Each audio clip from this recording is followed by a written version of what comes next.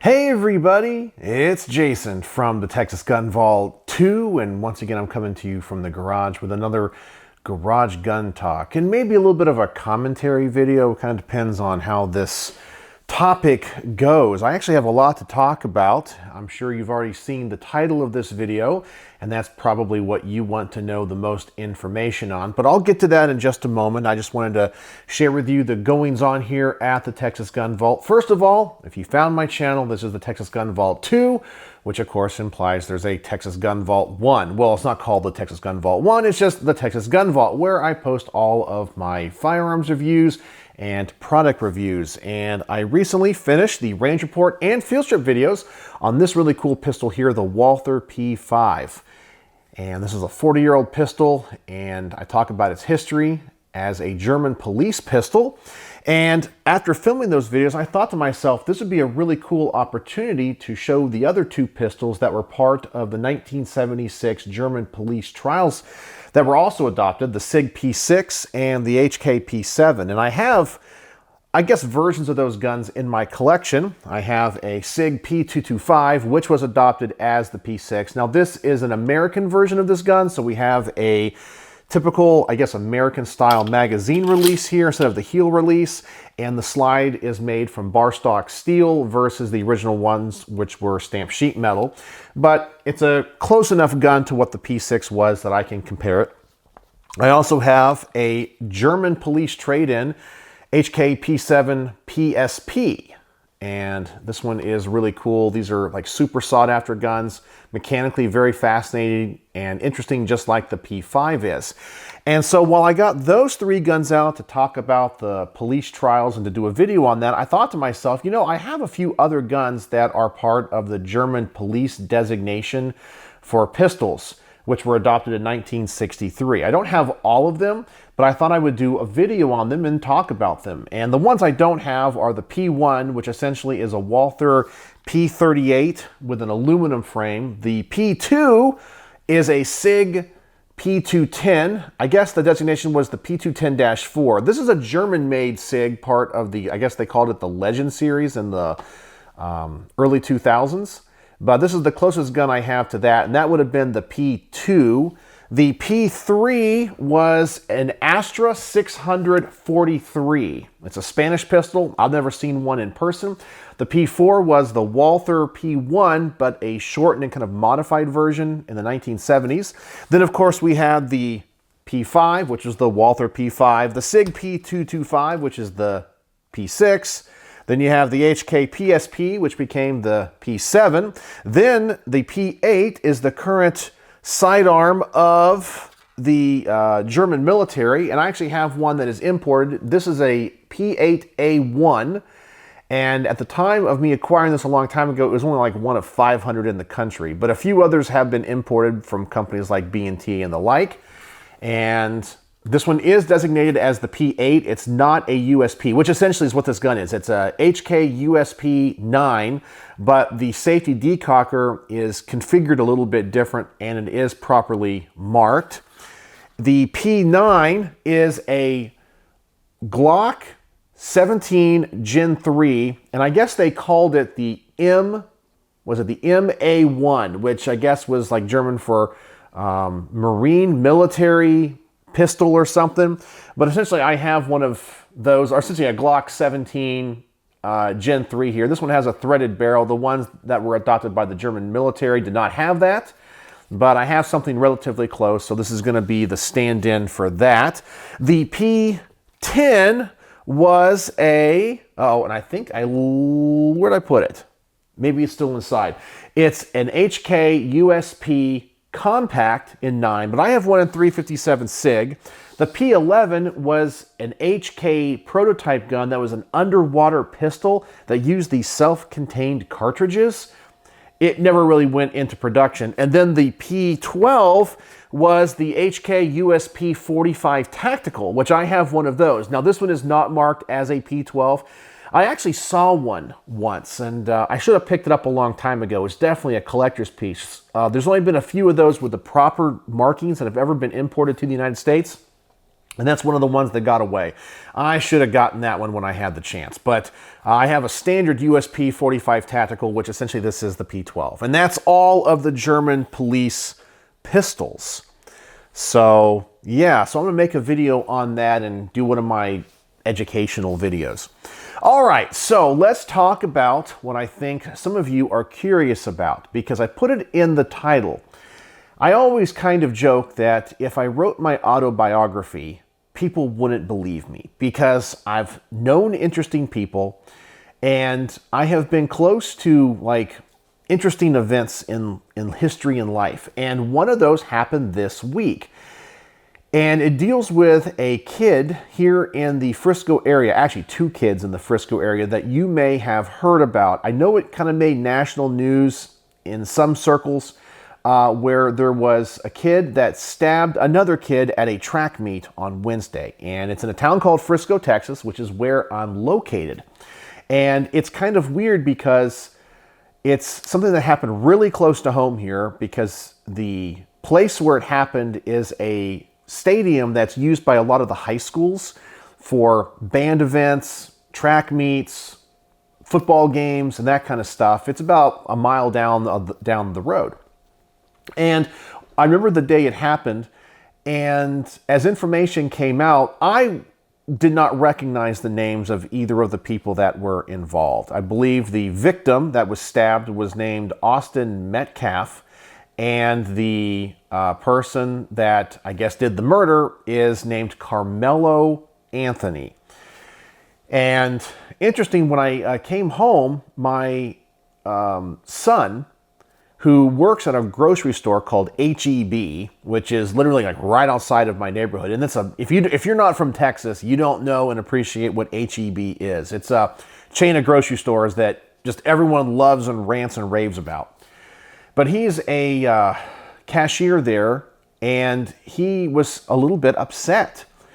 And I asked him what was wrong, and it turned out that this Karmelo Anthony, the person that is being, I guess, accused of the murder or did the murder, essentially, I guess he admitted to it, worked at HEB and worked alongside my son.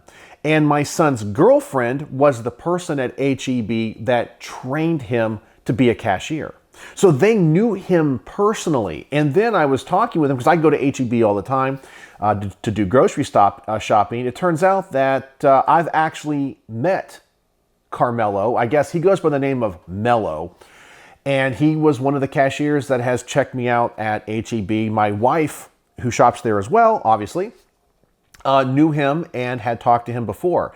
And it's really weird now to see his name, and people talk about him on the national news, and even conservative commentators like Glenn Beck and Tim Pool and so forth have all talked about this case. And these are people that I watch and listen to every day. And here they're talking about a story that happened literally a mile from my house, and with somebody that my family kind of knows. And what really kind of upsets me about the story, and I think shows the direction of where our country is going, the heart of the story is that somebody was killed. A kid was stabbed to death at a track meet with a knife and died in his brother's arms. Okay? I think the other ancillary things around the story are almost irrelevant. Should this Karmelo have had a knife at the track meet? Well, no, because it's a gun-free, weapon-free zone. And what the media has turned it into, and what people on both sides of this debate have turned it into, is a race issue. And it really saddens me, because I don't think race at all played anything into the story. If you don't know, the accused is an African American and the victim is white. And the people that are trying to blow this out of proportion, from politicians to lawyers to just trolls on the internet, are trying to make it look like a white supremacist was killed by a black man defending himself. And I don't think any of that is the case. I think the victim was just a normal kid that was kind of a jock, it appears. And most likely the person that did the stabbing was just a misguided kid. I'm not saying that he's innocent or shouldn't be arrested, which he has been. He's been charged with first-degree murder. It's just a sad story because not only did a kid die, but this other kid who committed the crime, his life is essentially over. And then imagine the impact on the families. You know, one family will never get to see their son or brother again and was taken in essentially an act of violence.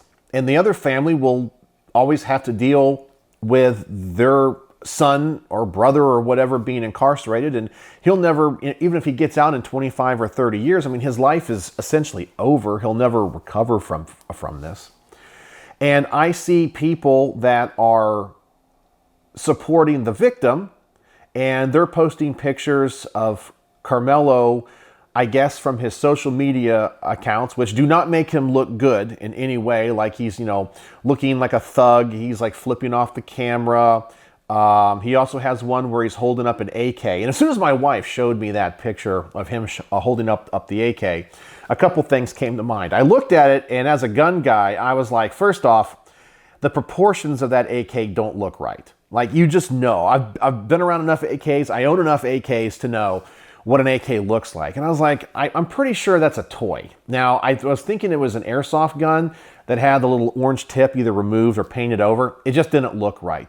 But he was trying to make himself look like a thug. So I think that was poor parenting on, you know, his parents fall apart and him just falling into a trap of, I guess, a cultural thing where being a thug is cool. But I didn't look at it and go anything else besides just a kid being a kid, if that makes any sense. But of course, people that are saying, you know, on the victim side, which I totally understand, are saying, look at this kid. He thought he was a big, you know, gangsta and doing all this. But then there's, of course, the race baiters on the other side that, of course, are showing the picture of Karmelo Anthony in his, you know, a suit and a tuxedo when he was at, you know, homecoming, and making him look like an innocent angel. And they're showing pictures of the victim, the person that was killed, the kid that was killed, out holding a gun when he was hunting with his brother. And so they're trying to use wordplay, and it's so deceptive. And people are trying to turn this into a thing of what it's not. They're trying to bring in all this race relations and white supremacy or ghetto-ness or whatever you want to talk to into this story. And from just knowing the community, and, you know, as you guys know, I'm a teacher. I actually teach here in Frisco ISD. And having my son and my son's girlfriend personally know the perpetrator of this crime, and them telling me about him, like, hey, we work with him. He's always nice. He's never had any violent outbursts. He's never acted, you know, any bad way. He's a straight A student. He gets high marks at, you know, the grocery store where he works at. And so what the truth is I don't know. But I also am very saddened by the way people are treating this story. You have some people are, as I said, trying to say this one kid that did the murder is a thug and a gangster, and this was inevitable to happen.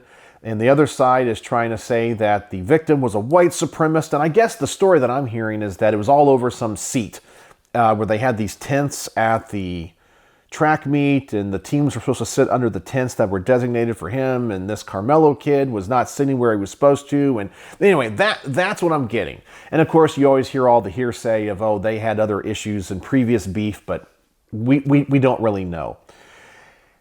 And it's sad. And I guess seeing the story from this perspective is why I sometimes make the commentary videos that I do here on the channel, where I tell people in the gun world to stop panicking and stop lying and manipulating things, taking things out of proportion. Because there's so many gun channels that I think whenever something happens, they blow things out of proportion.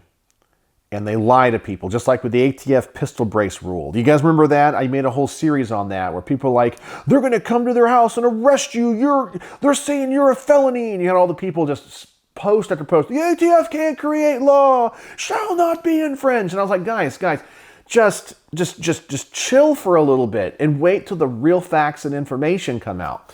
And I kind of feel like people need to do that when it comes to this story, because there's no winners in this thing. Obviously, one kid was killed and one kid's life is destroyed.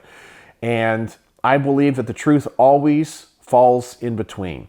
Was Karmelo Anthony some innocent angel? Well, absolutely not. Obviously, he was involved in things like, or felt that he needed to present himself on social media as a thug. You know, even though it was just an airsoft AK, I know it's kids being kids, but still that's not a good image. And that's going to come back to haunt him when it comes to his trial, if it even goes to trial, if he doesn't plead out or whatever.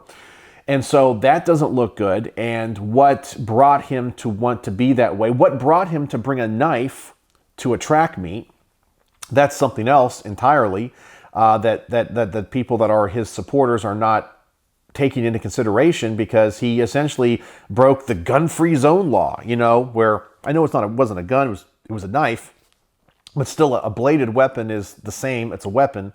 You can't take it to a school function or event. And if somebody had brought a gun, they'd be, oh my God, we need more gun control. We need more metal detectors. We need more security.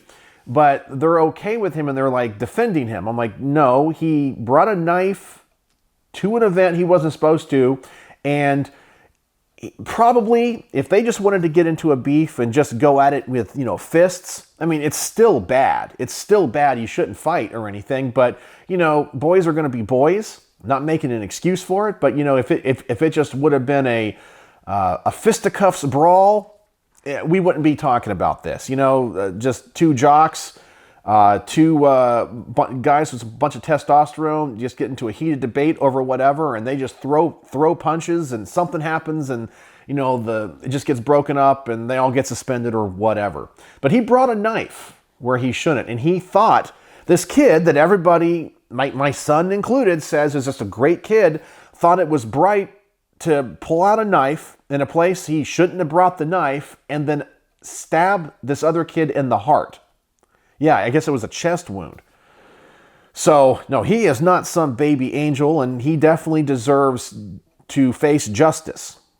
And not revenge, not retribution, but justice. We have a justice system, not a revenge system. And then, of course, on the other side, we have a kid that was killed, you know. Maybe if he was the aggressor, maybe he just should have had his face punched in, you know, and just, you know, boys being boys, they get into a fist fight and, you know, settle it that way. But instead, he's dead, and that family's never going to get to see him again. A life cut short at the age of 17. Anyway, it's just a story that, you know, cuts close to home because my family knew the murderer. I know, that's crazy. And it's somebody that I had personally met, had checked me out at the grocery store, and it's somebody that worked in close association with my son and his girlfriend, and my girlfriend trained him. And it's just so weird to hear about him on the news. So once again, regardless of what you think about this story, if you've even heard about this story, it falls, I believe the truth falls somewhere in the middle. You know, maybe neither of them were, you know, baby angels. You know, I'm sure that the kid that was killed probably said something, did something, provoked, you know, pushed him or whatever, you know, as I said, but it didn't rise to the level of him getting stabbed.